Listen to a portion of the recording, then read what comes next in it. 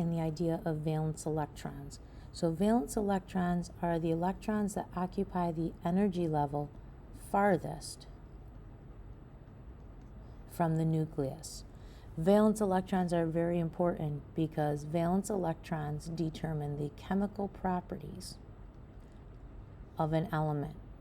What are the reactions that this atom or element is able to participate in? So, valence electrons determine the types of reactions. The reason is only valence electrons are involved in bonding. So, elements that have the same number of valence electrons have similar, or you could say the same, chemical properties. They participate in the same type. They participate in the same type of reactions, and as a result, they form similar compounds or similar substances. Non-valence electrons are called inner electrons, and they are part of the atom's kernel. So take a look. A sulfur atom.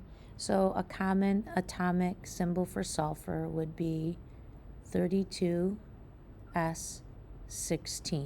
So this means that the sulfur atom has 16 protons. 32 minus 16 will tell us that it more than likely has 16 neutrons. And because it's an atom, the number of electrons equals the number of protons. So that means it has 16 electrons. And in the Bohr configuration, the first two are in energy level 1. And then we can place 8 of the 14 in energy level 2. And then the remaining 6 will go into energy level number 3. So in this case, if I write under here where the 2 is, that's energy level 1. Where the 8 is, that's energy level 2. And where we place the 6, that is energy level 3. So in this case, because energy level 3 is the energy level farthest from the nucleus that the electrons are occupying, this represents the valence information. Everything else, the nucleus and the inner electrons, okay, this makes up the atom's kernel. So take a look here. The charge.